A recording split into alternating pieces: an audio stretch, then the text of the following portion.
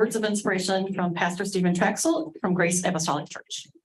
Allegiance to the flag of the United States of America, to the republic for which it stands, one nation, under God, indivisible, with liberty and justice for all. Pastor Traxel. Bow your heads with me. Lord, we're so thankful today for your goodness and mercy to us. We're so thankful for this beautiful city that we call home, a place that we get to live and raise our family. Lord, I pray tonight as we gather together for this meeting, as you would every time we gather, that you would touch our hearts, touch our minds, that we may focus on what matters most and that which brings pleasing to you. We pray that you help us, God, give us strength and give us courage to make the decisions we need. We pray a boldness and a blessing upon each of our members or council members and our mayor and first responders of this great city. Lord, we thank you for every day that you've given us, for the breath in our body, and we give you the praise for it. And we'll honor you in all that we do, our decisions that we make. It will be honoring to you that the city that we call home may continue to be the little city with a big heart and continue to inspire other cities around us. We give you the praise and glory. Let your spirit move in this house. We give you the glory and the honor. In Jesus' name we pray. Amen. Very much.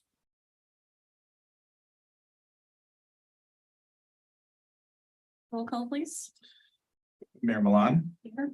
Mayor Pro Tem Anderson, Here. Councilmember Sampson. Here. Councilmember Shepherd. Here. Councilmember Tinlin. Here. As a quorum, Madam Mayor. Thank you. Would someone like to make a motion to approve our agenda? Madam Mayor, I move that we approve the agenda as presented. Or Welcome. Mayor Pro Tem Anderson, Yes. Mayor Milan, Yes. Councilmember Sampson, yes. Councilmember Shepherd, Yes. Councilmember Tinlin. Yes. We have an agenda. Thank you. We'll move on to the next item, which is public comment for items on the agenda. If you'd like to speak to any of the topics on our agenda this evening, you may make your way to the podium. We'll allow you 3 minutes, and we'd ask that you give your name and your address.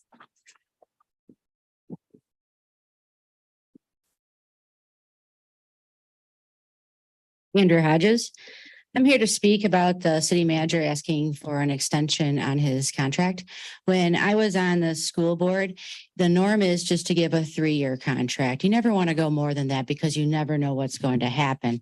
So it's always a 3-year if it's always rolling and adding on to it.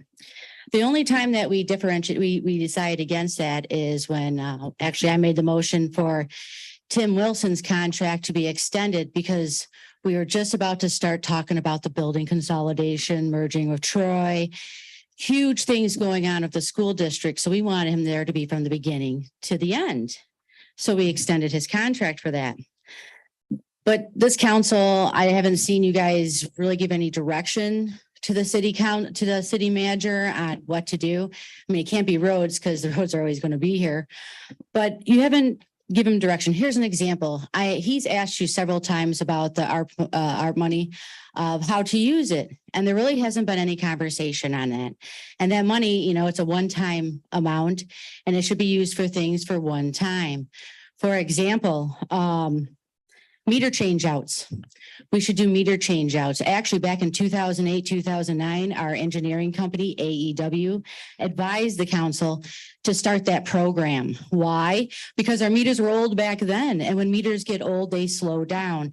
That means we're losing revenue. Actually, the water sewer fund is losing revenue, which revenue could go towards fixing our infrastructure. Or another thing that money could actually go for is radio read, which I know Trevor has spoke to you about and explained. That's another benefit for the city. And that's basically 3 water department guys reading your meters once a month, taking 2 to 3 days. Lots of man hours where they could use those man hours for cameraing our infrastructure and seeing where our problems are. So again, I mean, you guys haven't really directed him to do anything, and the reasons he gave, I don't think really warrant an extension. His contract states, you know, when it's up, they can get another one. But I don't think we should go past a 3-year in any contract because you just don't know. And 3 years always been the norm. Thank you. Is there anyone else who'd like to speak for anything on the agenda?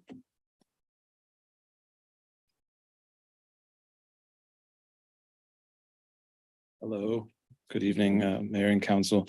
I have a similar question about the city manager amendment. It's not, Please sorry, state your I'm name. Nate Hara. Thank you. I'm so sorry. It's okay. We know. I'm Nate Hara, 413 Park. So I just would like to understand the consequence of not extending the contract. So if there is a downside to this, to not approving this amendment, what is that downside?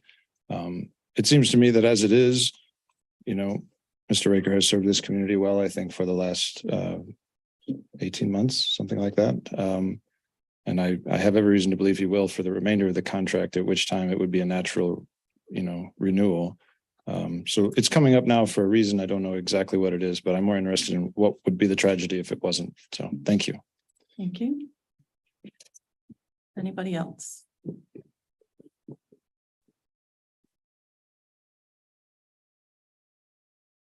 Good evening, Matt Pinkowski, 106 South Marias. Talking here tonight about the the city manager's contract extension.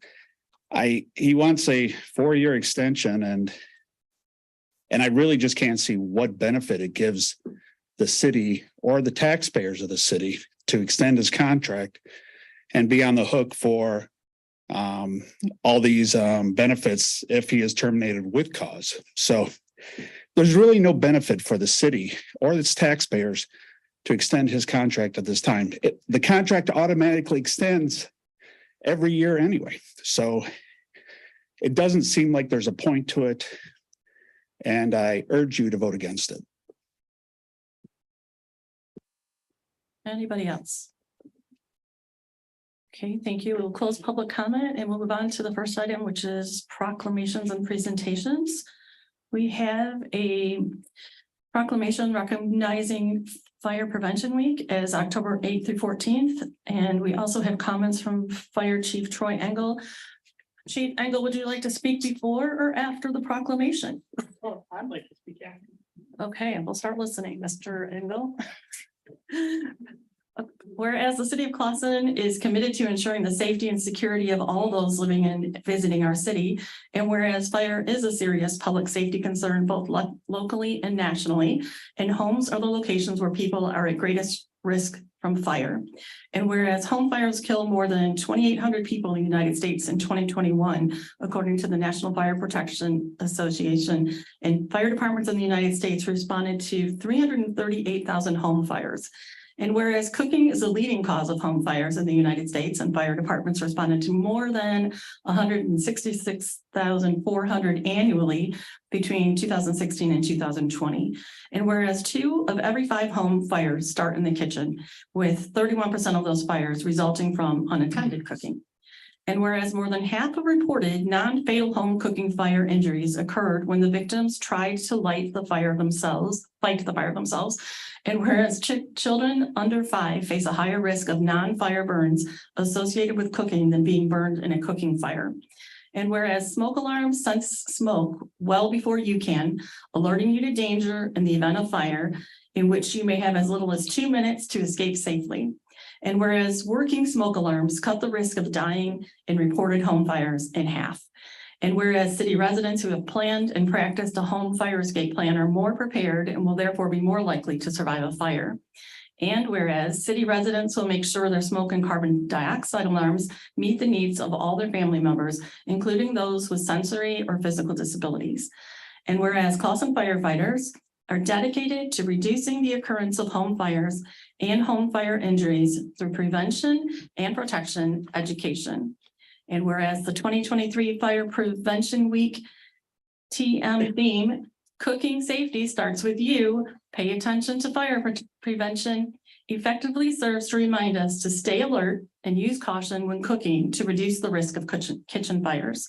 Now, therefore, be it resolved that the city of Clawson proclaims the month of October as Fire Prevention Month, with October 8th to 14th, 2023 as Fire Prevention Week.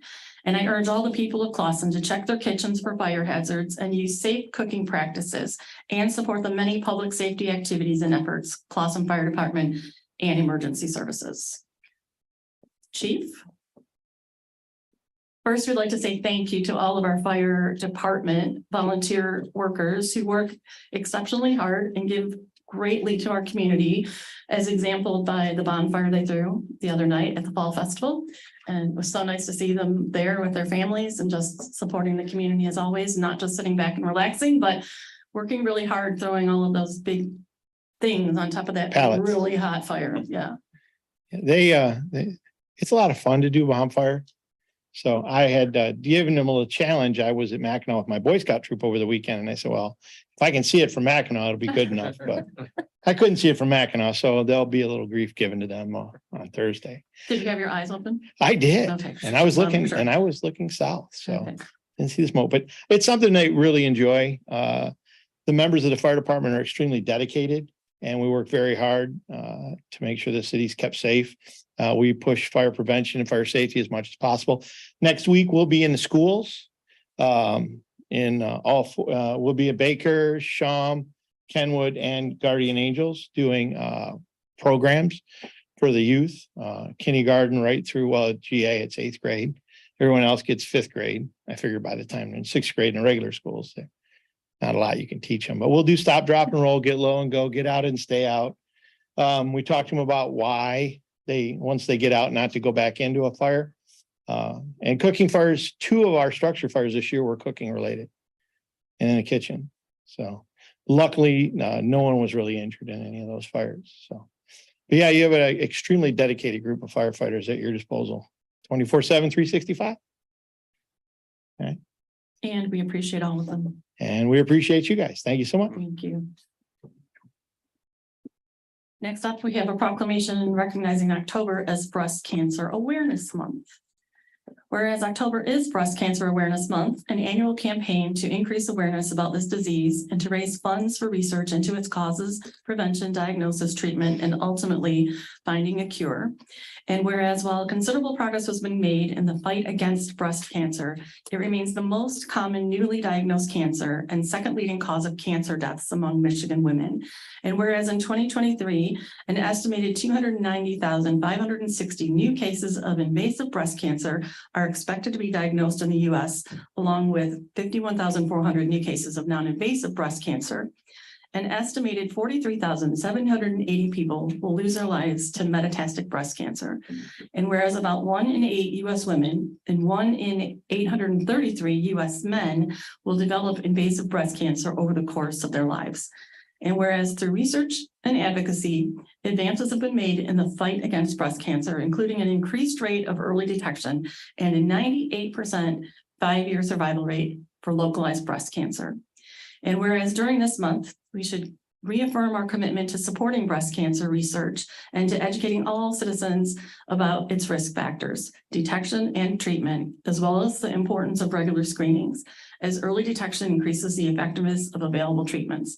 And whereas, as we display pink ribbons and wear pink clothing to raise awareness, we also recognize more than 3.8 million breast cancer survivors, those currently battling the disease, and their families and friends who are a tireless source of love and encouragement. We commend the efforts of our medical professionals and researchers working to find a cure for this deadly disease, and we honor the lives lost to breast cancer. Now, therefore, be it resolved that I, Paula Milan, Mayor of Clawson, do hereby proclaim October 2023 as Breast Cancer Awareness Month in the city of Clawson, and encourage all of our citizens and businesses to wear pink or display pink to support those impacted by breast cancer. Is there anyone here for this evening? No. Okay, thank you. Next, we'll move from proclamations and presentations to consideration of approving the following consent agenda. Item A is minutes of the regular city council meeting held on Tuesday, September 19th, 2023, as presented. And item B, list of bills in the amount of $760,941.03. Roll call? Mayor Milan, Yes. Councilmember Sampson, Yes. Councilmember Shepherd, Yes. Councilmember Tinlin, Yes. Mayor Pro Tem Anderson. Yes. You. Thank you. We've approved our consent agenda and we'll move on to item 8. Oh, no, we've already done that. We'll move on to item 9A, which is consideration of awarding the bid to the lowest qualified bidder, Luigi Ferdinandi and Son Cement Company, Inc. of Roseville, Michigan, in the amount of $64,530.50 for the Americans Disabilities Act Sidewalk Ramp Improvement Project as approved in the fiscal year 2022 program year Community Development Block Grant Funds. I'm gonna make a motion. Madam Mayor, I move the bid for fiscal year 2022 program years CDBG funds for the ADA sidewalk ramp improvement project be awarded to the lowest qualified bidder, Luigi Ferdinandi and Sons Cement Company Incorporated of Roseville, Michigan, in the amount of $64,532.50 be approved as presented. Support. Any need for conversation? We want to present, do you want to talk about this, Nick? Pretty self-explanatory. Yeah, I got a question. The one part on your comment. You said the other company that was lower. Didn't have what credential? So in order to get a federal grant, you need to be registered with sam.gov, and they are not registered, so therefore they're not allowed to be awarded a federal grant. Could they have got it? Based on the timeline, no, they cannot. As long as it takes you. It takes 2 to 3 weeks for them at least to get it, and I don't know if they really showed initiative to want to pursue getting that registered. They had the opportunity. Yes, they had the opportunity. It was in the bid package as well, stating that they had to be registered. Any other questions? Roll call, please. Councilmember Sampson. Yes. Councilmember Shepherd. Yes. Councilmember Tinlin. Yes. Mayor Pro Tem Anderson. Yes. Mayor Milan. Yes, so we will award that bid to Luigi Ferdinandi and Sun Cement Company. Next item is a public hearing regarding solicitation of public comments to establish a commercial rehabilitation district for the property located at 150 North Main Street, formerly PNC Bank. Someone like to make, oh, You open. Public, yeah. so I'm gonna open public discussion.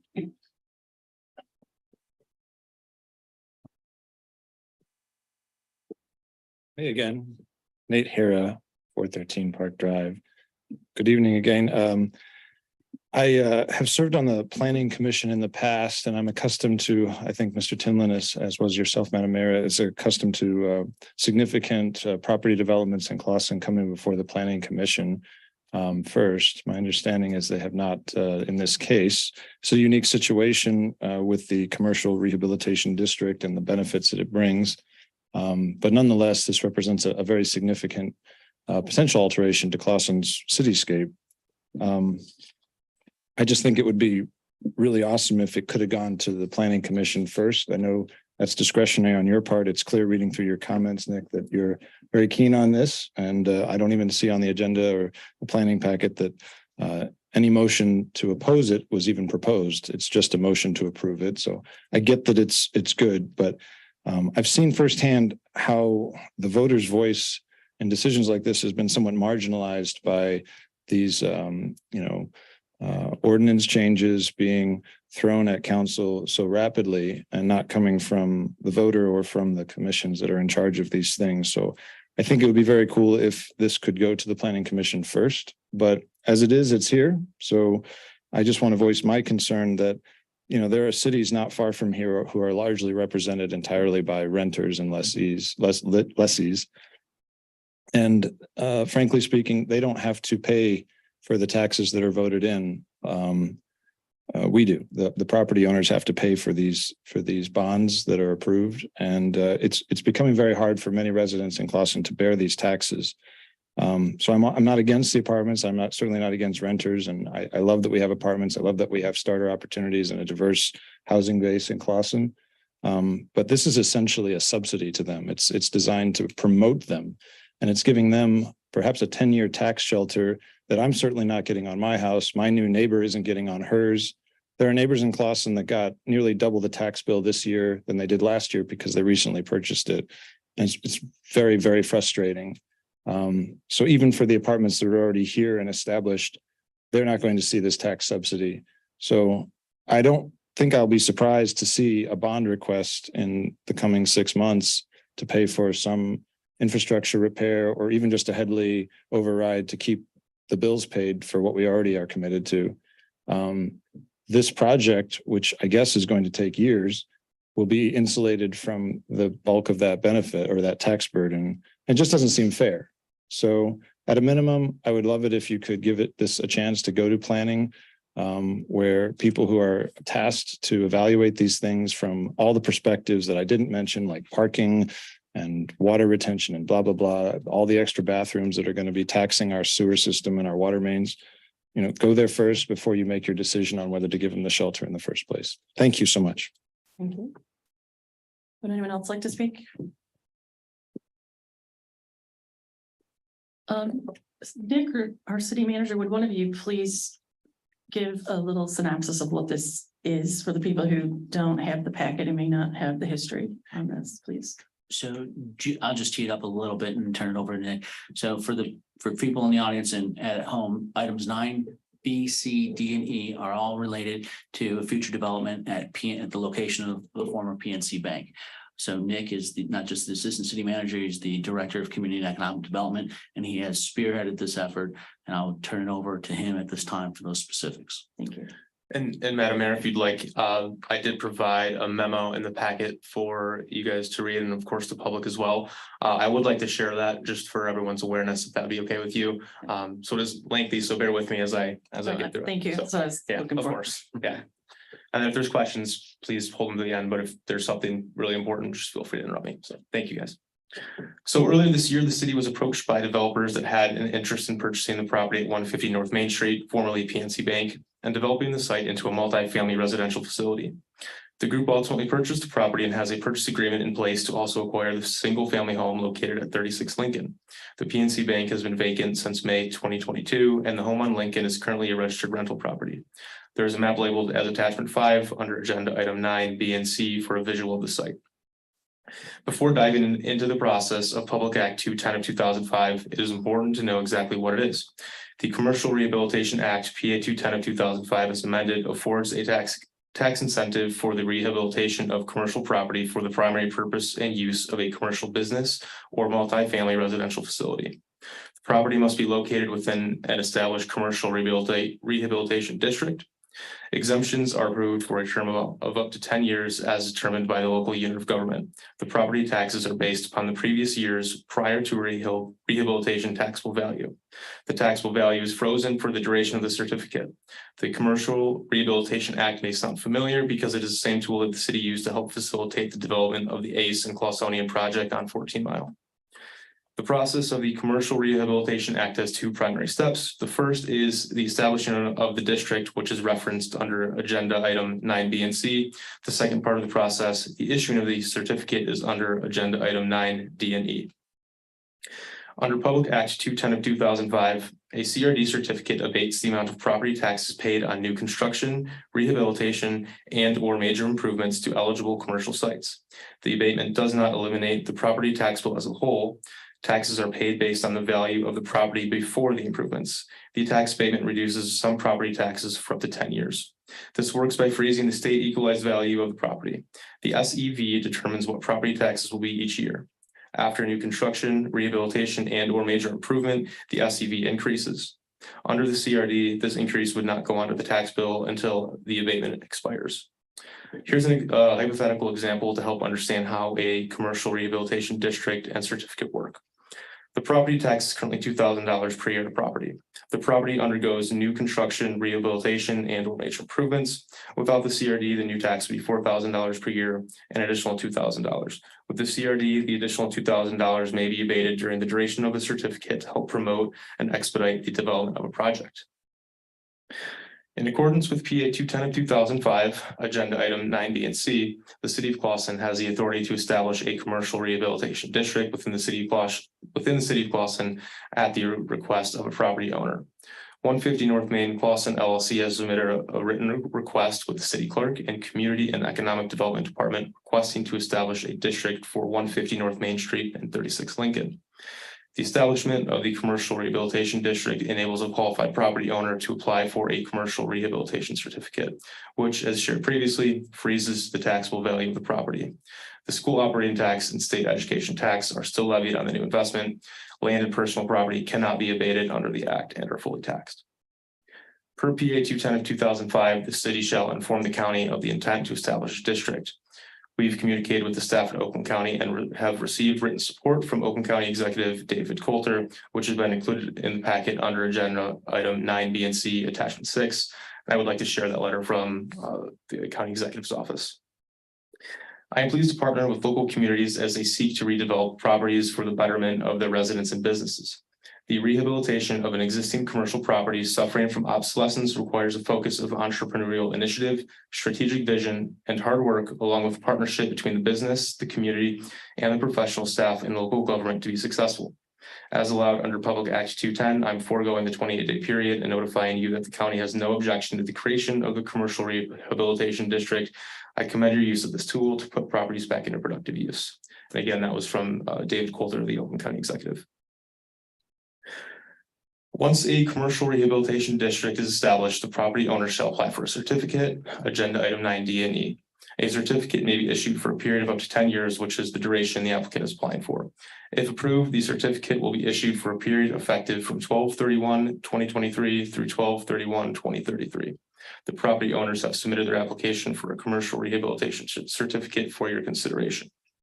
The proposed project for the site is a multifamily development that will be rehabilitating an obsolete building in our DDA and will help contribute to the economic growth in our community. There are concept renderings shared in the packet under agenda item 9D and E, attachment 5, which I can show on the screen after this.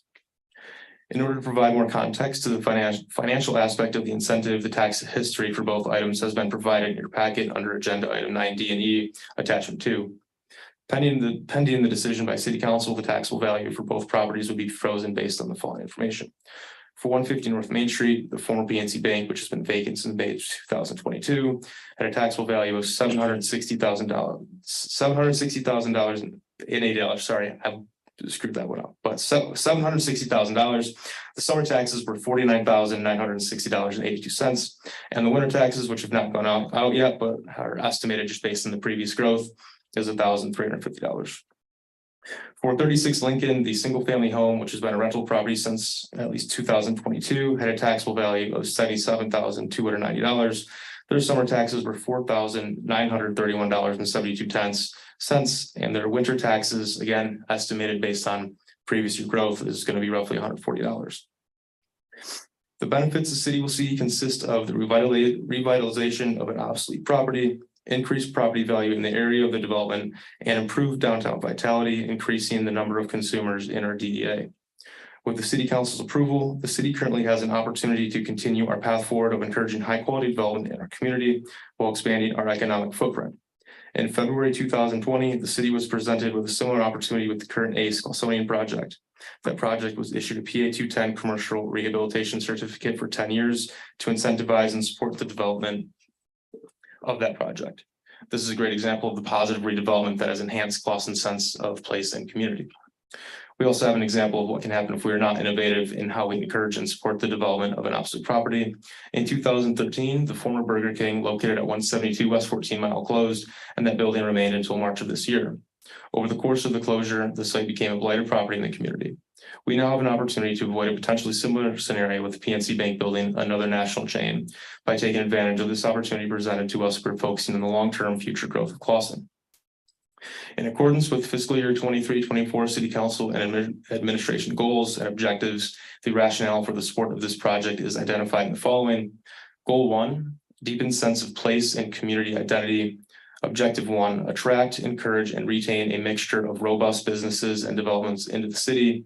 Objective 2, improve the overall appearance of commercial corridors and industrial districts. The approval of the PA 210 Commercial Rehabilitation District and Certificate and the development of the property located at 150 North Main Street and 36 Lincoln has the full support of the administration, and we firmly believe this partnership will have a positive outcome for Clawson. Staff is present for questions, and in attendance on the developer side is Sandy Cronenberg and Michael Coolio. Thank you. Good job. That was a lot. I need a sip of water. Any questions? Yeah, close.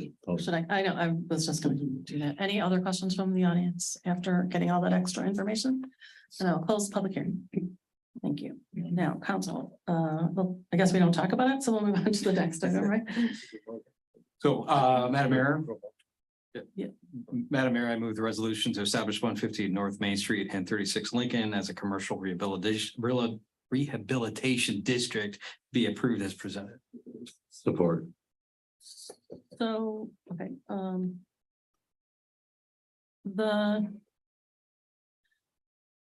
Nate brought something up, Mr. Hara brought something up today that's really relevant to me because I've been speaking with a lot of people lately who have recently purchased homes in town.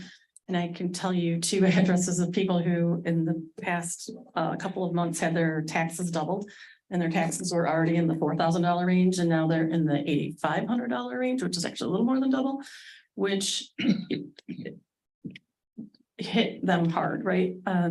I'm all for supporting businesses and I want to encourage business, but I also worked for a community a long time ago that gave away the store all the time, shot themselves in the foot all the time.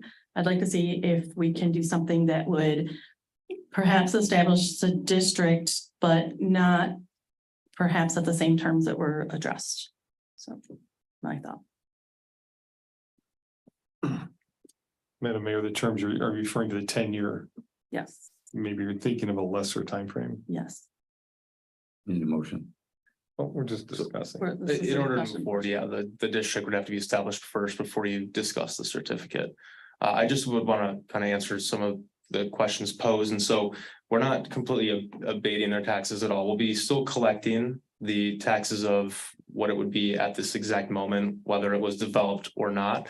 And so what we're effectively doing is by abating their taxes for a period of up to 10 years is encouraging the development of that site so they can invest more money up front and have a high quality project in our downtown. It'd still be at the level PNC was paying.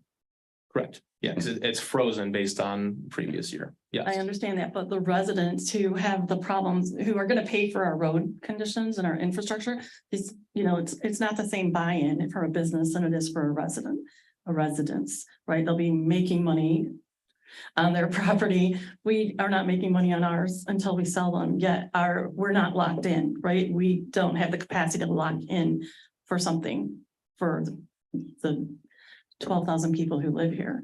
We don't have that. And I'm not opposed to helping business. I want to help business. I want to facilitate good relationships.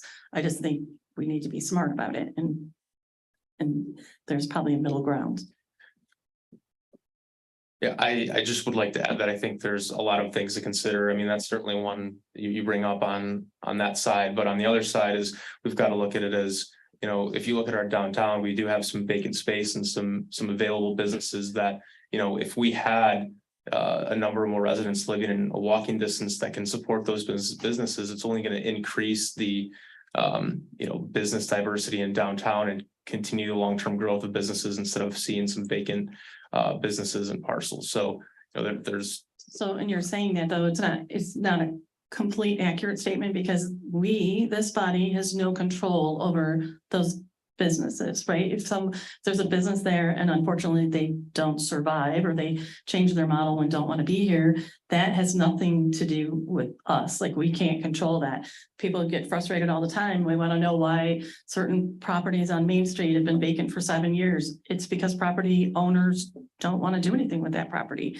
for 7 years. That's not on us. It's not on planning. It's not on anyone because we don't control those things. So kind of not fair to use that as one of the reasoning, right? Because who knows, it's a very desirable place.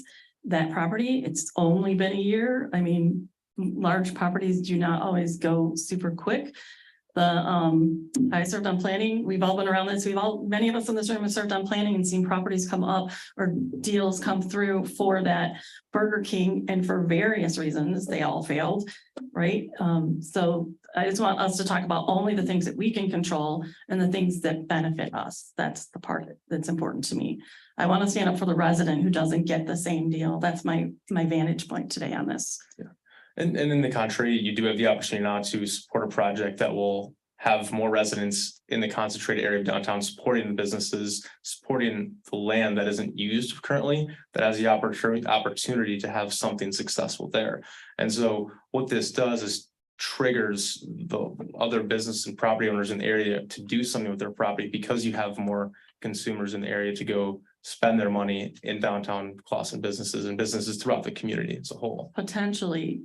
Potentially encouraged, right? Like, because they're not, all these things aren't connected. Like from an economic development standpoint, you hope that works, but it doesn't always work. There's no absolute with it. And I just don't want to sell something that there's an absolute win when there isn't an absolute win. And there are other concerns with that type of a district. We we did the PUD thing a couple of years ago. That was a total sham for this community. Oh, let's put in a property that has a business that's what, 700 square feet, and then the rest of the building.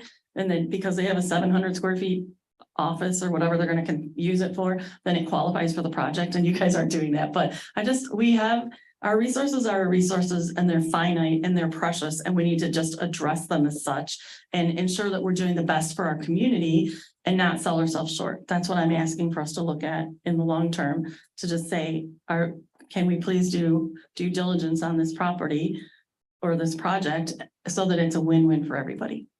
Don't you have to agree that another Burger King is gonna drive value down in that area? Homes, everything, they're gonna, at the end of my street, we have a old beat up building that's been there, because I could see another Burger King 10 years before we do anything to it. This is great to see somebody come in and want to do something quickly. It is great. I'm not saying it's not a great project. It's a phenomenal project. And there's It looks really lovely. It'll be vibrancy to the downtown. I will say that. I'm saying we are the responsible parties for the fiduciary arm of this community. Let's not sell ourselves short. That's what I'm saying. I think 10 years is a long time. I don't get to lock in my property taxes. You don't get to lock in yours. I think locking them in at an existing rate for a period of 10 years is excessive. Maybe 5 years, maybe 3 years, maybe 7 years. Let's have a conversation about that. Yes, sir. And if you want to speak, please come to them. Madam Mayor, if I may, Nick, how long was the abatement for Ace Hardware? It was for 10 years as well, so that is the precedent that was set. And I don't want to interrupt Sandy before he speaks, but if you guys want to move forward on the district first, that way we can step forward and talk about the certificates separately, because process wise, it sounds like we're talking more about the certificate at this point. Don't want to direct your conversation one way or another, depending on how you're going, but it sounds like a lot of the discussion is on the certificate right now. So if we approve the district, what happens the next time there's a project? Because is it similar to the PUD where we don't get a say anymore? We established a district, we established the opportunity for PUD, and then now they can put them wherever they want. Is it the same? So it's a little bit open-ended. So you could essentially establish a district, a city council, a local unit of government could create a district on their own without any discussion from a developer. And then someone would have to apply for a certificate either way. So you could approve a district for this property or any other property on 14 Mile or Main Street. But until someone applies for a certificate, puts in their reason on why they need it, it would still have to be approved by the local unit of government. The district can remain, but until a certificate's approved by council, the Oakland County, and also the State Tax Commission, it's just an established district with no tax burden on it. So there are no terms associated with establishing the district. The district is just Correct. Possibility to do this. An in this opportunity area. for, yes, the tax incentive. The district's only 150 North Main. The district is 36. would encompass 150 North Main Street and 36 Lincoln. Would have nothing to do with Pizza Hut. No, the only two, Would have to do their own district. that's correct. So again, voting for this certificate is not approving a plan. We're simply approving a district whereby frozen tax, you can freeze taxes of a certain time. It sounds like. That You kind of just commingle ask both for it. things. Sorry. Yeah. Then let's unmingle them. So- So the approval of this district simply allows us to proceed with, Issuing a certificate, correct. and the certificate will allow what? The taxable value to be frozen. Okay, so it will, for example, so one of the terms going up front is it will be frozen at the time it's approved. How long it's frozen is still a question for further discussion. Is that correct? That'd be correct. Because every date you freeze it, in essence, becomes a tax subsidy to the owner. Which is not unheard of. I mean, we're trying to encourage investment, right? Investors need incentives. If they don't have enough incentive, they don't build and you end up with Burger King. Or an empty Burger King. Okay. So, all right, so it's simply freezing the tax at the current rate, and we can discuss the length of that at a future time. Is that correct? Yeah, an item. B. Essentially, yes. Okay. Also, I've seen the plans, they look very nice. I assume the plans that they've developed will have to be run through planning commission and all their details and specifics and. At things like that. 110%. This was just concepts to give you guys any idea of what could potentially go there. The planning commission will have their opportunity to give feedback, and we still haven't even met with their developer, their team for a pre-application with our development team. So, very preliminary concepts, but just wanted to provide a visual for you guys to see what their plans are on the site. Okay. So going back to your Burger King example, so that closed operations when again? 2013. Okay. And the one thing that I didn't put in here, but that I felt I wanted to share is, if we had this opportunity back in 2013, we would now be able to, reap the benefits of making a decision like that nowadays. And we would have had the economic growth in the area. Across the street, there's a vacant parcel that's been vacant for, I don't even know. Early 90s. Yeah, precisely. And so at that point, the area around it could have been grown and developed, and then now we'd be reaping the benefit of that project there in a financial sense instead of just the intangibles in the area. Potentially. See, again, not to pick, but you're assuming that one thing will trigger something else. It doesn't necessarily trigger something else because the people who own the property across the street may still not have that impetus to go ahead and develop. Right? It's just, these things are not connected. So we have to consider this as a single use, single opportunity, not as a trickle down. We hope there'll be a trickle down that will benefit the community. We can't guarantee that. Therefore, the decisions cannot be made based on that. The decisions have to be made based on the actual data for this, right? And the thing I'm concerned about is revenue, potential revenue, and how people are benefiting, right? Apartment people don't pay city of cost and taxes, business owner does. So if we lose out on that, we lose out on that. And I don't want to take advantage of anyone, but again, I want to go back to homeowners who purchased their houses here and just had their taxes doubled after their first year and a half here, don't get a break. And we have to consider that we need the revenue also. So my thoughts. So any other? You're so patient. Piggyback on that it's unfortunate that those are the tax laws for residences in the state.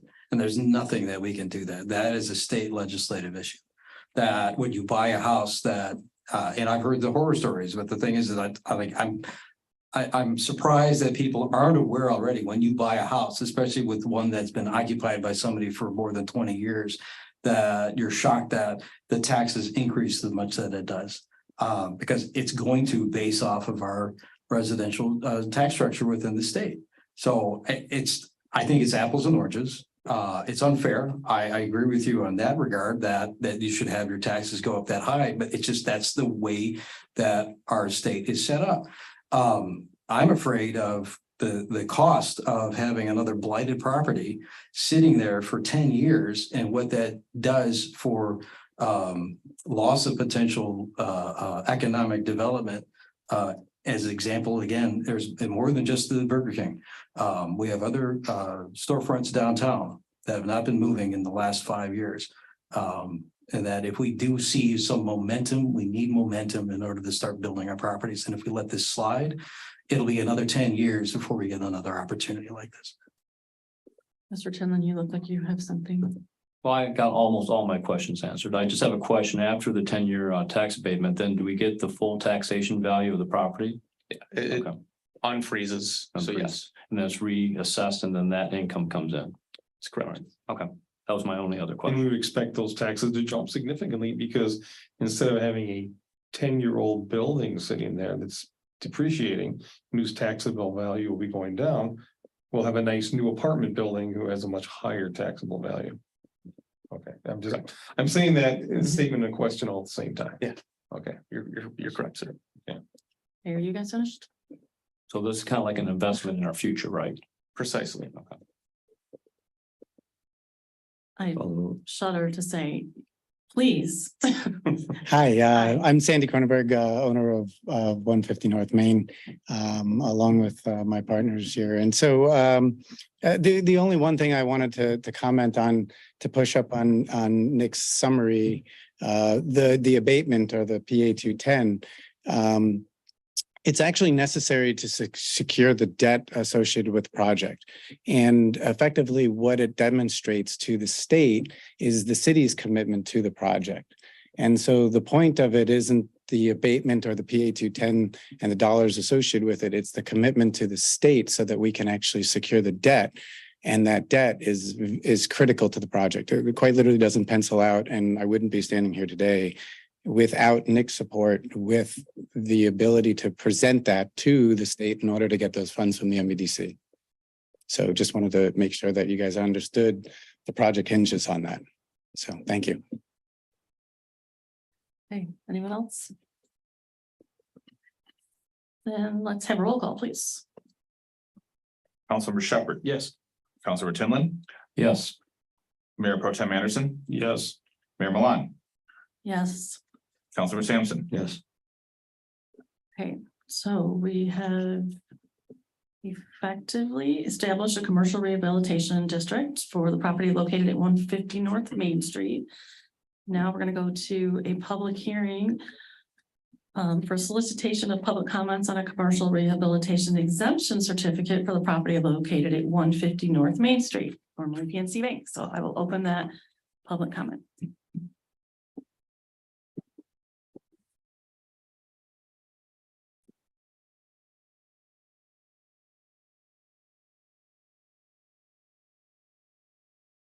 You're selling us out.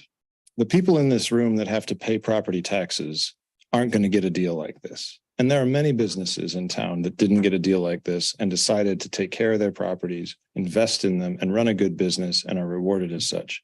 Mr. Sampson, I think you're an excellent example. You run a great business there. You didn't take a tax break to do it. You did it because you wanted to and you could make it work. I refuse to believe that the only way the city won't implode is if we give tax breaks to everybody who comes in here with a deal. I have to pay these taxes. They don't. And if you can't find it, if you can't make it work, take the Rolls Royce and everything else and find somewhere else to do it.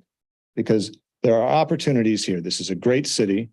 We don't need to sell ourselves out this cheaply. And I know for a fact you're going to come back to the residents looking for the deficit in funds to run this city, to clean out the sewers and all the shit that's coming through from these apartments. You're going to come to us to pay for it first. Go to the people that are causing the problem in the first place. Make them pay their share. And again, please, administration, and I'm talking to everyone, including you who was motioning to him how to talk.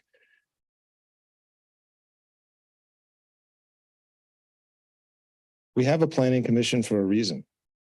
You're literally redistricting our city with this decision. You're saying this area doesn't pay taxes the way this area does. The planning commission has the authority to do these things for a reason. They're trying to articulate a delicate balance about how to run the city, and you're taking the power completely away from them in this. It's wrong. Please consider voting no.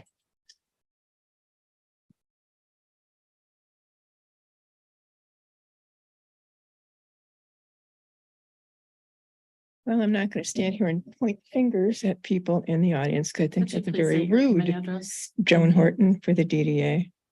We're very much in favor of this project. The MEDC, the state provided the law so that we get programs like this, so that we can have developers have a chance to make an economic difference in our town. That land can sit there with that building, as Mr. Anderson said, slowly deteriorating, and we will get the same amount of tax on it. Or we can develop it, have the tax as it is now and just abated, allow the development to proceed, and then we get a big economic boon. It comes to fruition at the end, whatever that timeline is. We're only abating a part of it, right? Yes, yeah, the property Everything value saying stays that it is abated. right now. It's only a part of it. Yes. This moment. So it is a benefit to us. People have been very excited about what's happened with the ACE project. Probably nobody remembers that we went through this same process for that. And we have a wonderful building there. This project is the same, is a very quality development.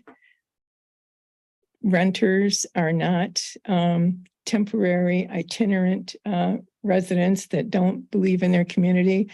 I happen to have apartments. I have people that have lived there for 40 years, very much a part of this community. So, and they do pay taxes because it comes through on their rent.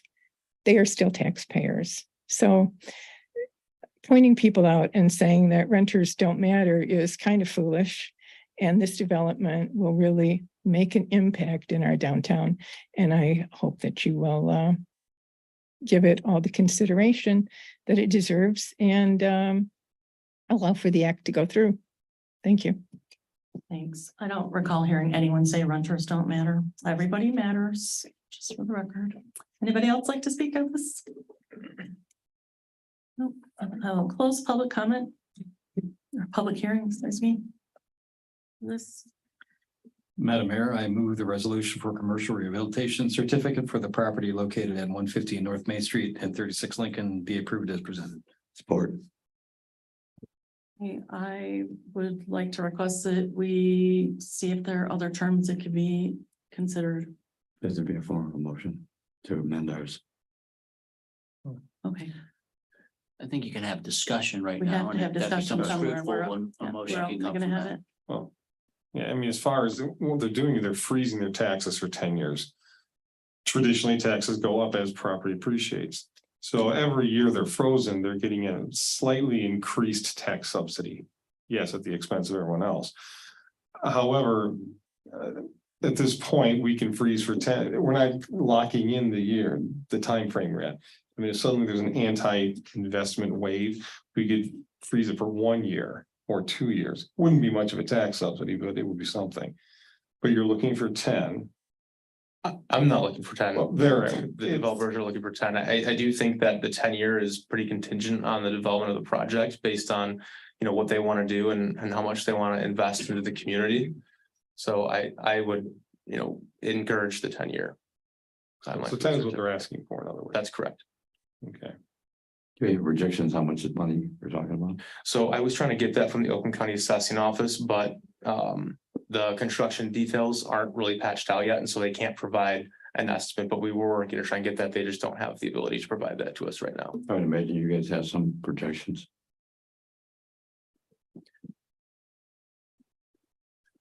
Do we know what the Ace hardware?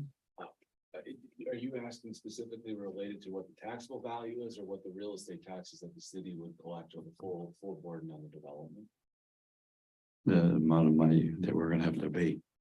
So currently. If you would, sir, can you come to the, Come to the, I'm sorry to make you move, but we want to make sure we get it on tape. If you just come to the podium so that you may be heard.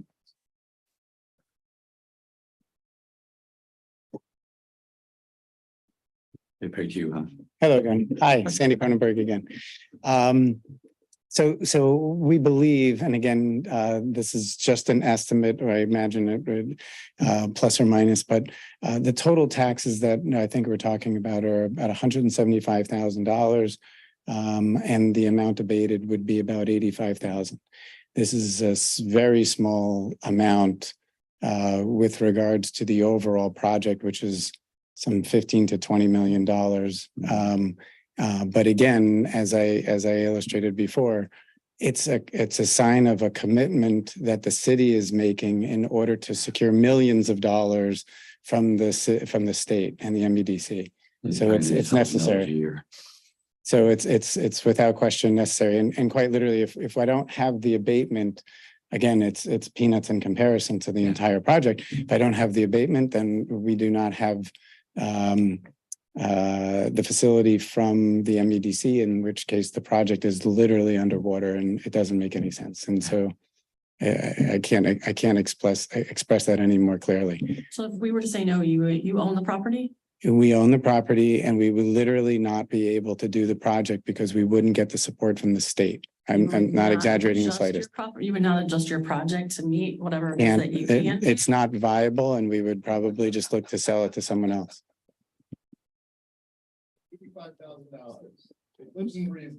Understood. It's not the 85,000. It's the support of the city and a commitment financially from the city to show the state and the MEDC on the support that the state's not doing this alone, that it has the support of the city. Well, the city, of course, would support any development that is in the best interest of its residents, right? And it's not just you have to consider that we have a city full of residents and income is what we you're gonna rely on in order to maintain the roads that you're gonna want maintained for your new tenants and to make sure that the water mains and such are working properly for the property that you have as well. So that $85,000, which may or may not seem like a lot of money to anyone, we talk about like it's a lot to us. It is a lot to us. No, So absolutely. if we're losing that over 10 years, that's a lot of money that we will never recapture. So I was just wondering for myself, you have no wiggle room. You have no interest in perhaps taking a second look and coming back to us and saying, we really want this project. This is what we can do. Can you work with us? You have no interest in that. As I mentioned, and you've had, Nick has had conversations with the state, and they're made in conjunction. So in order to secure the loan from the state, you would need to have support from the city. And in terms of the abatement, is not that you aren't receiving that money. It's just you're just pushing it off. In this case, 10 years with regards to having that project built out. Well, you're not giving us that lost revenue back in 10 years. We're not doing a balloon payment, right? We're just not getting that revenue for 10 years. So it's not pushing it off. It's not having it for 10 years. We are still. That's not entirely true. Collecting 75,000 instead of whatever the Right, but other number there's also a was. chance that property sits vacant for 10 years and becomes more of a burden on the community. And so in order for them to invest as much as they want to invest into Clawson, and again, they didn't just choose to want to develop anywhere. They saw the site and they wanted to be in Clawson. They chose to be here, and in order to get their programming from the MEDC and the state, they do need to see not just, vocal support from the city and city council that, hey, we want this support. They need to see some actual skin in the game is probably not the right term, but essentially that to show that, hey, like we want to see this property develop and be a impactful piece of property in our city, in our downtown, that shows that, we're committed to growing as a community. So that's why the MEDC wants to see some type of incentive provided. Okay, some type of incentive provided. You defined the terms and you're saying that's all there is. And you're saying they defined the terms. We have to accept it. I just think it would be great if we had a conversation and didn't have to feel like we're being held hostage. We're a valuable community. You want to build here. We are a valuable community, but we also know we're valuable and shouldn't have to make a deal like without any options in the deal making. Mr. Raker, excuse me, Mr. Raker. So, Mr. Stan, to the mayor's point, are you saying that it's 10 and that's it, no deal? Or do you and your colleagues want to caucus and consider a potential concession to the city? Well, I would say that I understand what your point is about the $85,000 seeming to be a significant amount, but I would argue that it's a 0.5% of 1% of the project. And that's the commitment that the city is making in order to secure a significant many millions of dollars with regards to the debt that the state is going to provide in order this project to literally be from the negative, literally in the red, to the point where it doesn't make any sense. And we will have to sell the property and hopefully find someone who would be interested in doing something, because quite honestly, you all know how high interest rates have gotten over the last year. And you're well aware of how hard it is to get loans at this point. Very many banks have pulled back on the loans that they're willing to give because of the fact that the FDIC has made changes to the amount of capital on hand. So all the banks soliciting everyone for increased deposits has hamstrung a lot of banks from providing any lending. And so this offer from the state is fantastic, and the contribution of, as I mentioned, a $15 to $20 million project to the city, and the amount of taxable revenue you'll see in the future. Granted, it's in the future, but day one, as soon as we begin the project, the taxable value of the project of the property goes up, and we will be paying more tax than you're getting on the property all throughout the next 10 years. You're not getting just the same exact dollars. There's a number of other facets of the abatement's just a small portion of that taxable value. So explain to me what those different numbers are, because according to this, it was gonna be didn't it say 75,000 for 10 years? That's how much you're gonna be paying us. So you're saying that there's extra funds that'll be coming in at some point throughout that 10-year period? Because while we're not collecting taxes for 10 years, I'm assuming you're gonna collect rent for 10 years. So you'll be making money, you'll be making money for those 10 years, and then we just won't be collecting any additional.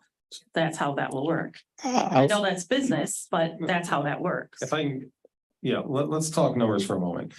There'll be 10 years where they will pay taxes, but that tax rate will be frozen at the current rate.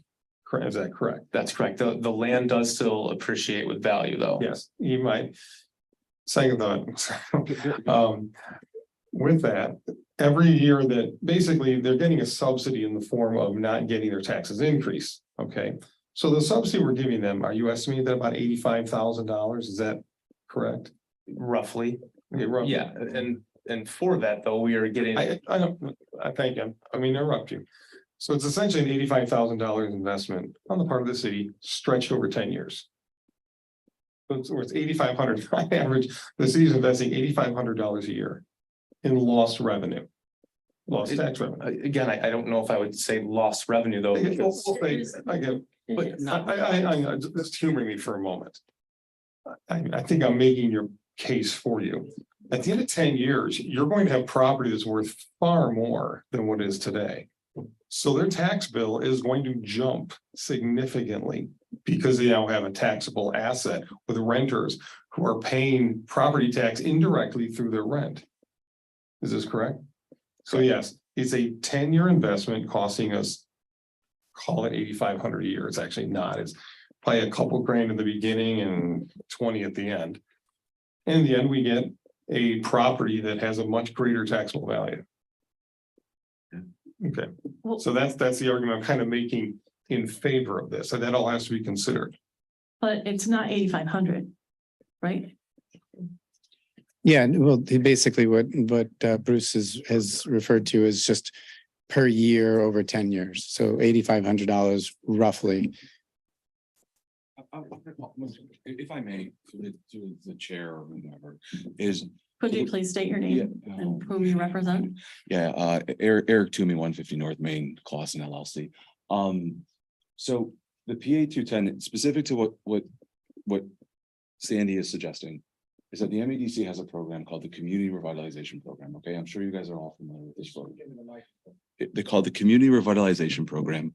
The Community Revitalization Program provides an incentive to make up the gap because of what's happening in the lending market. So we're going to get a third-party loan. It's gonna be our construction loan. Then we're going to get a permanent loan.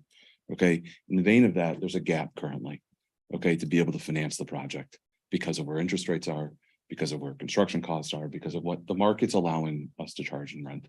Okay, in exchange for that, the MEDC says, what's the local contribution? And the local contribution usually comes in the form of a tax abatement or tax increment financing. In this scenario, the tax increment financing doesn't work because we do not necessarily have a contaminated site. So it's not brownfield. So the way that you get this contribution that I would view, in my opinion, from the state is an investment in the community to develop this building, which currently is more than $50 million. It's currently pro forma at probably about $19 to $21 million. So the commitment that you're giving is this local contribution through this tax abatement. Okay, we think that the taxes that you would collect if there was no tax abatement would be $170,000. Okay, with the way that the act works in terms of freezing the existing land, but then abating the new improvements, we believe that abatement is about 50% of the new taxes. So if it's $170,000, there's another $85,000. You're abating that $85,000. What we're requesting or asking for is for a 10-year period. Okay. So that would be over that 10 years, whether the net present value is not 8,500, but it's 85,000. So I just want to make sure that's crystal clear. Okay. Hold on, 85,000 per year? Yes, it is $85,000 per year. Yeah. Okay.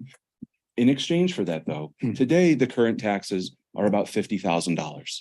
Yeah. Okay, so even with the tax abatement, there's still a net benefit for the project. Also, you're not only just getting taxes, you're getting a new streetscape, you're getting 90 new residents to your community, you're getting people to support your small businesses. And I get from an economic development perspective, it's difficult to tell one way or the other. But 90 new rooftops means 90 new people spending money in the community. So you're getting an increase in the taxes from where you currently are today. And then after 10 years, whatever it may be, it could be 170,000, but it's going to increase over time. And then it could be in year 10 that it's $210,000 and you get the full value of that. So to be able to support the project from the state level, there needs to be a local commitment. That's a requirement from the MEDC. And even with the abatement in place, you're still generating more taxes than what you're currently collecting right now. And thirdly, you're bringing in a beautiful development, in my personal opinion. At least I think so. I think Krieger Klatt did a wonderful job. And you're getting 90 new residences, presumably, in a 65-unit development. So that you take those three together, that's what we're trying to accomplish. And so it's I believe, and I'd sell it all day because I believe in it, is it's a net win. We're winning because there's an investment from the state. You're winning because you're still generating more taxes even after the tax abatement. And thirdly, you're taking an obsolete building that, not to be disparaging, is a bit blighted, and you're turning it into a new project, a new development, a new opportunity. So that's kind of the pitch. It is, you might be abating the taxes, but you're still generating more. And then in year 11, you're getting a huge windfall of new taxes from the site. And I'll sit down after that. Yes, sir, Mr. Riker. So Sandy, you kind of dodged my question. Yes, sir. I asked you if it was 10 or the deal's dead. Are So- you able to consider 8? Because to the mayor's point, and I'm going to make the point too, we have roughly $170 million of capital improvements that this community needs to invest in. And I made no bones about saying I will one day have to go before the voters for a special millage to address that. And so to the mayor's point, and to my point, it's not that we don't want to have a partnership, but we need you to also consider what we're up against as well. And if you, I'm all for it, and I'm for it even if you were to get the 10, because I understand it. But it's awfully going to be an awfully hard sell to the public if we don't ask this of you for this slight concession so that the project goes forward in a mutually beneficial fashion. Yeah, I understand. And so it was put forth to us from the local resident, the local representative from the MEDC. And as Eric pointed out, there's either one of two methods with which the city can put forth a commitment, a financial commitment to the state. And this vehicle was meaningful in the eyes of the MEDC. And to that point, they ascribed to giving us firm assurances that they want to aid in this significant amount of money. And quite honestly, these are few and far between and very hard to come by. It's not something that everyone in every city can get. I think the fact that they look at Clawson as someone who would benefit greatly from it is extremely meaningful to us, and it should be very meaningful to you. The fact that they're willing to commit this kind of level of financial investment in your city. Mayor, may I remind you, there's a motion on the table. We're treating it like a public hearing, but I think the public hearing portion is long overdue. Just. Can I reopen the public hearing? Because I think conversation is really important on this. If you wish, I suppose. I'm going to reopen public hearing with everyone's support. No, thank you. This is really important. I get the MEDC portion. You gave an exceptional educational spiel on the process. Excellent. I just want to stand up for this community. I'm really happy that everyone will give you money so that you can make more money. And I'm happy that it will benefit our community, that we'll have a lovely building. Have we even thought about 60 apartments in our infrastructure in that section of town? Like, there are a lot of concerns for residents who that other than just, hey, there's something new and shiny. We don't need new and shiny. We need new and shiny that works and works for us. And I appreciate MEDC and all the programs, like Clausen is in that position where we're too small for some things, too large for other things. We don't, we have to capitalize on everything that we have and capitalize on everything that we can get. And I think we have to do our due diligence, even in something that looks phenomenal, but the clear winners are you guys. Like, I want Clausen to win in this process as well. And that's what I'm looking for. I'm looking for just something to say, yeah, we consider you, we'll consider something. I mean, I work with engineers. I work on an engineering firm. I promise you projects get changed all the time because they can't manage the scope of work for whatever reason, right? Funding didn't come through. Costs are higher, weather, whatever. Scope of works change all the time. Project plans change all the time. If your project is contingent upon all of these things and you're looking at us like you're crazy to not take this because we're great, I kind of have an issue with that. I just have a little issue with that. We're a precious little gem and we need a little help here too. We're talking about the value between 10 and 8, that you said something about 8, you're talking. I didn't say 8, Mr. Raker said 8. He was I just made it next to you. Yeah, that even reduces it down even less. These guys now own property. If they're stuck with a property that they don't want to develop, the next time we'll be rip it down and make it unimproved property. And then we don't get any taxes. I mean, I guess if that's the kind of business fund they want to do, they can do that, right? I mean, we have a lot in town where it's green, nice green land. This is kind of an opportunity to get new people in and get a new building in a new landscape for the whole area. It'll make it nice. true. There are some distinct benefits with this project. I will not denounce any of the grandeur of the project. I do not want to sell our community short, and I am only one of 5 votes. If you guys do not want to discuss this anymore, we can just go to a vote. But I think it would be really great if there would be some kind of conversation about something else that could be done that would benefit this community. I would ask. Pardon me? I can call a vote. Excuse me, my public hearing's still open though, so. That's true. Yeah. That's right. What do you So- mean you're going to do this one? Mr. Harris. This is very awkward because you're being asked to make a monumental decision without a lot of data. So I demand that you hold them accountable to actually submit real forecasts. The $85,000 is demonstrably an estimate and it is not very well founded. So please make your decision on data. Please solicit them to provide an actual pro forma of the tax delta between this proposal and whatever is the alternative. But yes, it's $75,000 taxes. You provided that. Thank you. $75,000 a year in taxes right now is revenue.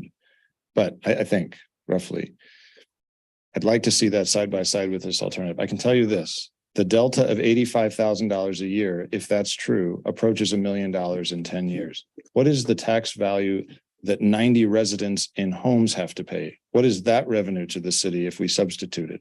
Right now, people come to Clausen and they have to live in a house or they have to live in an apartment. But if they live in a house, they develop equity over their time living there. They take care of their yards. They are a member of our community and in it for the long haul. And that is real revenue to the city of Clausen that we will displace, potentially at least.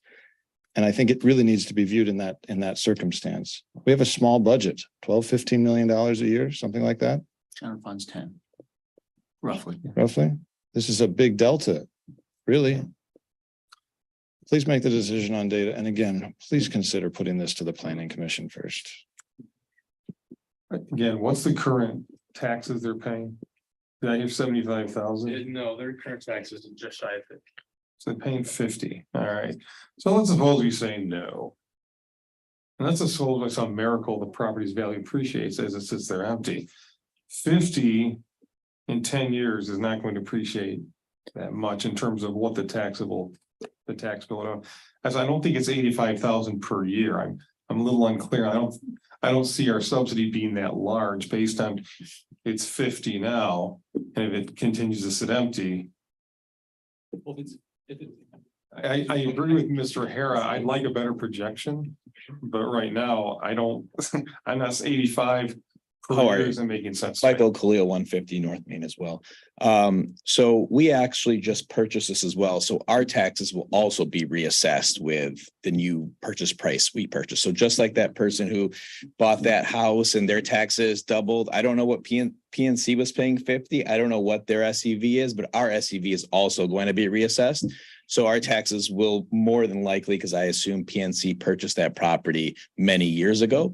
Our taxes are also going to get reassessed. So that'll be frozen at the new reassessed value, which we don't have yet because we just purchased it. So 50,000 is what PNC paid. We don't know what we're going to pay yet until the county reassesses us as well.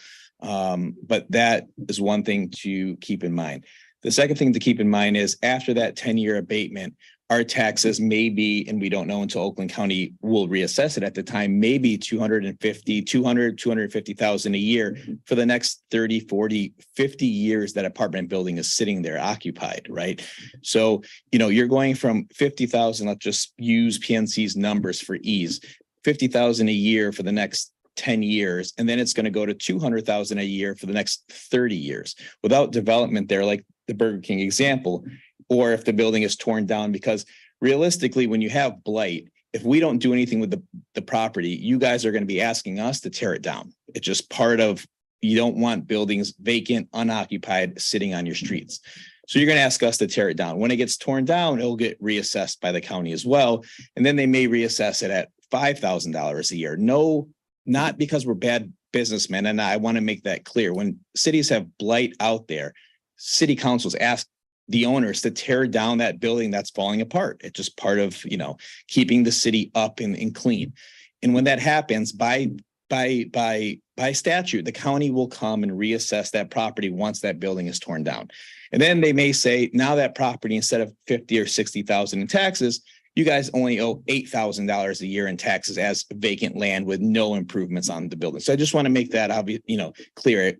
We wouldn't tear it down to hurt the city, but at some point, if we can't develop it, the city most of the time will be asking us to tear it down because of the blight and the danger and the risk and the eyesore it presents to the tenants or to the residents of the city. And I just want to make that clear as well. So that's a great, scary story, but that's not exactly how it works. We can't just walk in and say, tear the building down.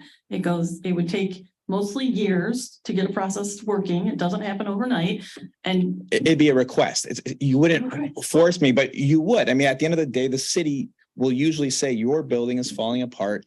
Please at least tear it down and make it a greenscape like you see in other areas in the city. That's what usually happens to buildings that are obsolete in most cities. It's not a horror story, a scary story, but that's what has happened in other cities and what you see in cities when the city council will say, look, that building's been vacant 6, 7, 8 years. The windows are broken. The roof is falling. It needs to be torn down. And then, so it's not a scary story. That's just the process of how things usually work with obsolete buildings. yeah, we understand, but you're here today because you have a value in that property. You saw a value in it. Correct. You purchased it. Correct. I'm assuming, I can't speak for you, you're probably not going to be that guy that lets a property in Clawson just sit for 10 years until our planning commission gets through the courts enough time, or attorney gets through the courts enough time to get a building demolished, right? That's a long, arduous process. It's not going to come to that. And that's not even what we're here to talk about today. We're talking about a really great project that you brought before us that's asking for a condition to create a commercial rehabilitation district, which we just supported. Correct. And you're asking us to support a 10-year lock on property taxes, to which after that, during that 10 years, you'll be collecting, I'm assuming pretty good rent, because you're not building, doesn't look like a shoddy place. I don't know. I know what rents go around here. It's not a small amount of money. Your company will be making, I'm assuming, decent money on this property. But we as a community that have serious needs and need income as well will be locked for a 10-year period to something that we can't get outside of. I started this conversation because I think Clawson deserves better than that. I think a 10-year period is too excessive. I understand that at the end of the 10-year, there will be a golden rain shower of a little bit of double, triple the money. But during that period of time, we will lose almost $1 million if you're $85,000 a year number is correct. Sure. I would also just share that you also have the opportunity that you wouldn't see any change there. That's or based, that okay, but there's development that's also a problem. scary story, right? This goes away, and I don't want you guys to go away, okay? I want us to have a conversation where we both come to a good conclusion and we do something great for our community, for you and for our. And that's our community. goal. We purchased this to do something great in Clawson and hold this property for the next, hopefully 50 years. And those next 40 years will provide more tax revenue. Probably, I don't know enough about the downtown, who pays and what taxes, but probably the most taxes in one single building for the next 30, 40, 50 years in Clawson thereafter. And I just wanted the council to be aware of that. It would be valuable, but we have need now, and we want people who will work with us. That's me. I'm saying that. I want someone who will work with us and see the value of us, not just for themselves, but for us as well. And if we only have one opportunity to sell ourselves on this, right? We sell ourselves short, we lost. You guys win, we lose. I would just ask if we can both win to some extent. That's what I'm asking for. I have a question, MEDC that you're getting this. Sure. Financing, what interest rate are you paying with them? So the state of Michigan, it will depend on the final term sheet. It is usually a very low interest rate to meet the gap, right? So if the bank is at 8 or 9% on construction financing, the MEDC will give a lower rate, from 1 to 5, most likely somewhere in there, to be able to still make this project make financial sense. And the MEDC, the state of Michigan, will be, and it's in their commitment is in the millions of dollars on this loan. And that benefits you. Well, it benefits the project, because without those millions of dollars from the state of Michigan, this project has no chance of being built.